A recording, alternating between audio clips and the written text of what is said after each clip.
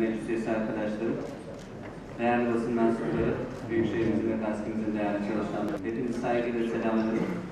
Büyükşehir Belediye Meclisi'nin 2021 Mayıs ayı toplantısının birinci birleşimini açıyorum. Evet, çok değerli Gaziantep Büyükşehir Belediyesi Meclis Üyesi arkadaşlarım, çok değerli basın mensubu arkadaşlarım, İsrail'in Ramazan ayı içinde başlayan ve bugüne kadar çok kere tekrar ettiği Kudüs'te sivil ve savunmasız Filistin halkına yönelik şiddet, baskı ve en temel haklardan olan ibadet özgürlüğüne yönelik baskıların boyutları her geçen gün artarak devam etmektedir. Dinler için ortak mukaddes mekan olan Mescid-i Aksa ve çevresinde asla görmek istenmeyen, görevi asayişi sağlamak olan güvenlik güçlerinin sorumluluklarının aksine gaz, ses bombaları, plastik mermilerle gerçekleştirdikleri saldırılar neticesinde içlerinde yaşlı, kadın ve çocukların da bulunduğu masum Filistin halkı hayatını kaybetmiş, zararlar görmüş ve yaralanmışlardır. Gaziantep Büyükşehir Meclisi olarak her şartta bu zulmü, bu hukuksuzluğu, bu aykırılığı şiddetle kınıyoruz. İsrail'in bölgedeki eylemlerinin hukuk dışı olmanın dışında gayri insani olduğunun altını çiziyoruz. Filistin halkı nesiller boyu hayatlarını sürdürdüğü evlerinden çıkarılmakta, hanelerindeki tahliyelerine zorlanmaktadırlar.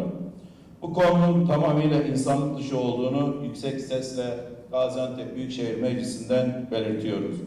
Birleşmiş Milletler'in yıkım ve tahliyelerin durdurulması, mukaddes mekanların statükosunun korunması için İsrail'e yönelik çağrısına tam destek verdiğimizi ve bu çağrının arkasında bütün Birleşmiş Milletler'in üyesi ülkelerin de kararlılıkla durması gerektiğini tekraren hatırlatmak isteriz. İnsana karşı zulmün olduğu her yerde ortak bir sağduyu, kararlılığa ve her zaman çok ihtiyaç olduğuna da inanmaktayız.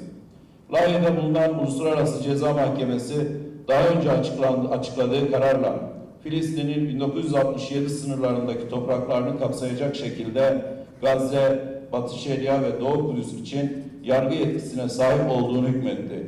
Gaziantep Büyükşehir Belediye Meclisi olarak bu hükmü açıkça hatırlatırız. Uluslararası Ceza Mahkemesi'nin yaşanan olaylar ve insanlık suçları bakımından İsrail'e karşı net bir tavır alarak görevini yerine getirmesini talep ediyor ve destekliyoruz.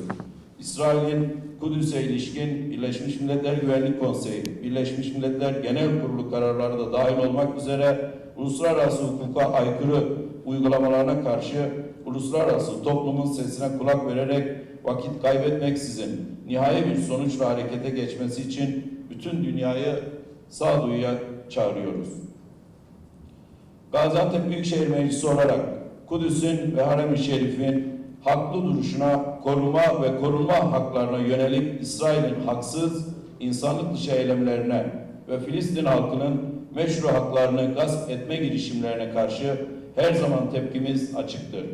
Filistin davasını ve kardeş Filistin halkının özgürlük, adalet ve bağımsızlık mücadelesini tüm mazlumların her daim savunucusu olmuş, sesini dünyaya duyurmuş, milli vicdanımızın da sesiyle her daim savunmaya devam edeceğimizi burada AK Parti olarak, İYİ Parti olarak, Cumhuriyet Halk Partisi ve Milliyetçi Halk Partisi olarak yine buradan beyan ediyoruz, sesimizi duyurmak istiyoruz. Teşekkür ediyorum. Çok teşekkür ediyorum.